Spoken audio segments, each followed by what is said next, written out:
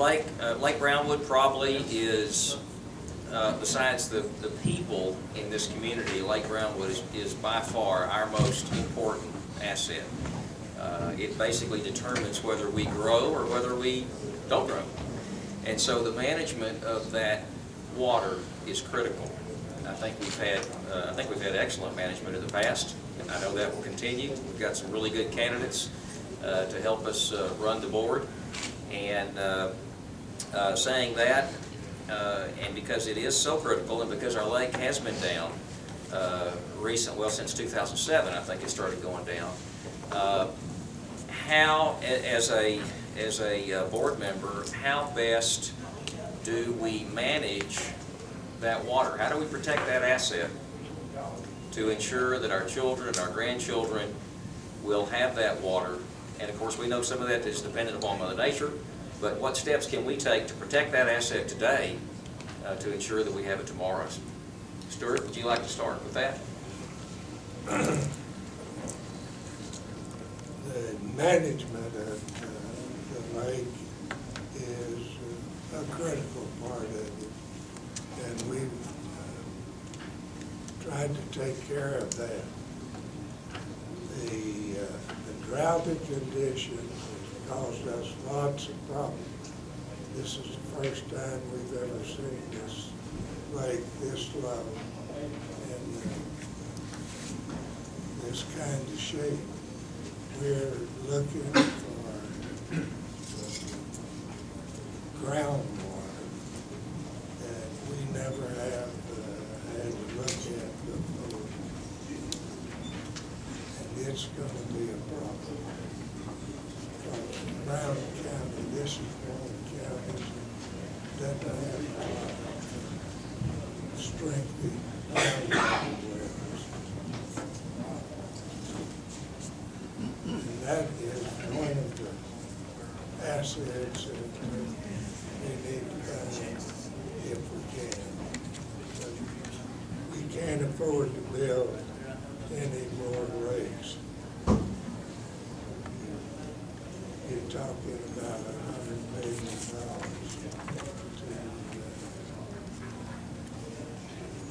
to build a lake like this. And that's one of the reasons that we have to find somebody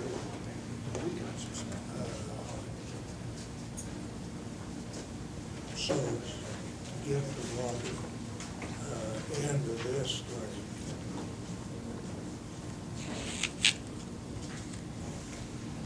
Thank you, Stuart.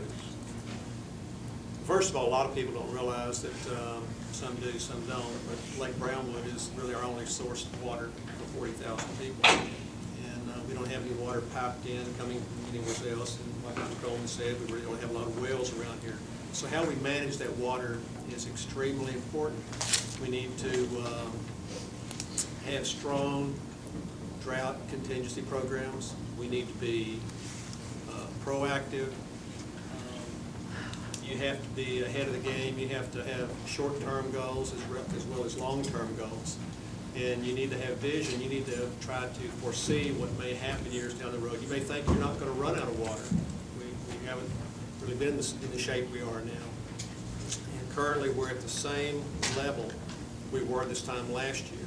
So if we go into the summer and we all pray for more rain, and we were blessed with the rain we had this winter, but if we have another summer, we're going to be in bad shape again this fall. We do have an improved drought contingency plan that was amended 2 weeks ago by the board, and I applaud the board for doing that, and it is going to help. But unfortunately, I wish we could have done that sooner, and possibly we might have a little more water in the lake today.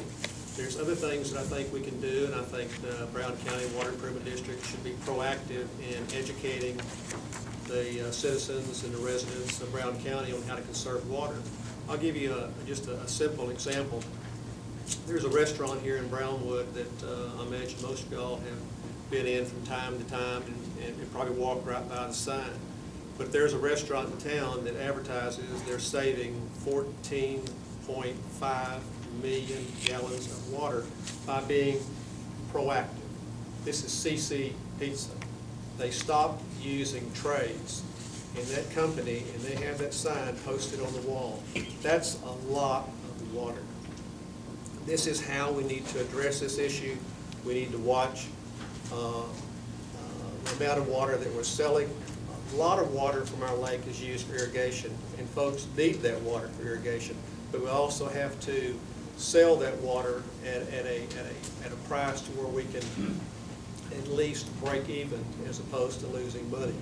So these are things I think we can do, is to watch the irrigation, educate the folks, and try to really be aware of where our water's going and how we can protect our the only source of water that we have to live and continue the life we have today, for us today and for our future generations.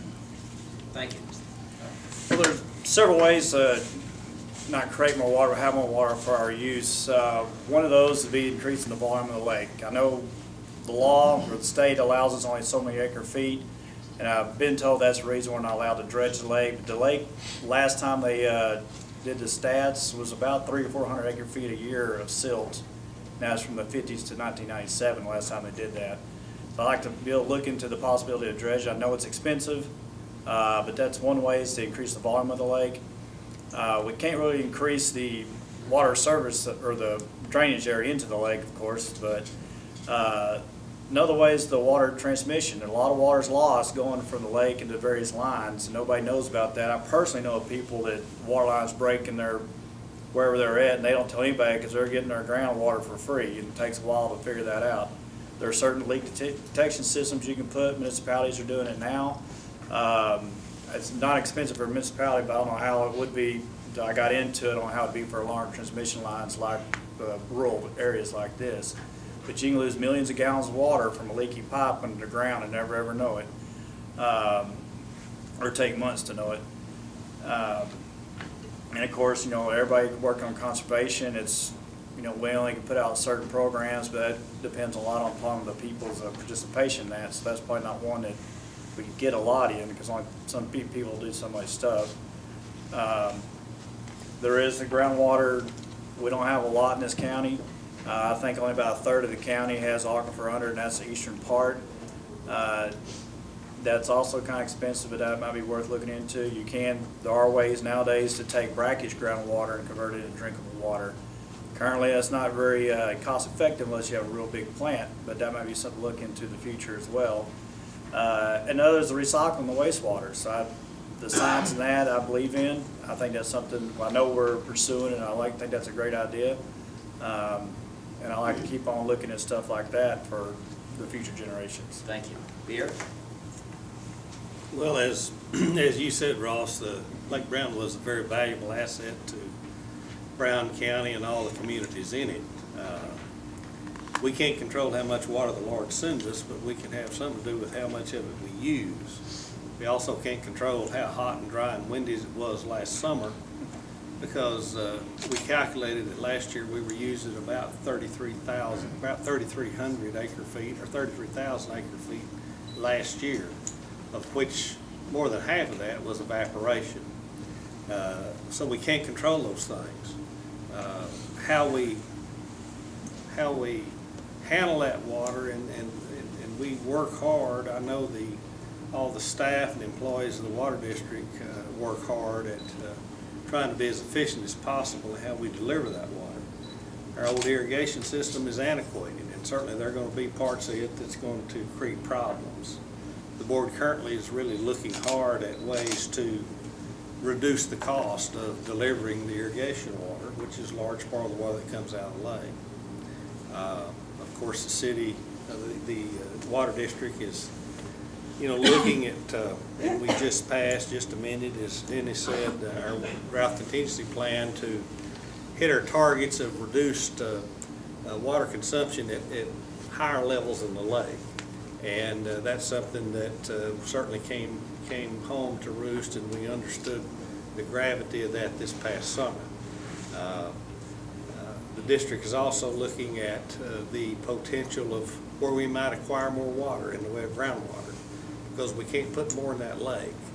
And our county is gonna grow, there's gonna be more population, and so there's gonna be greater needs for water. And certainly conservation and how we use that water is an important element. Thank you, Peter. Jay? As has already been said, we tightened up our drought policy. We found that it was inadequate this last year. When we started restrictions, we will continue to monitor that. It would be nice if we didn't have the problem, but right now it does look pretty dry out there. We have commissioned a extensive study. It will be the most extensive study of groundwater in the county ever undertaken. We hope that we will find an adequate source of groundwater that we can supplement our supply.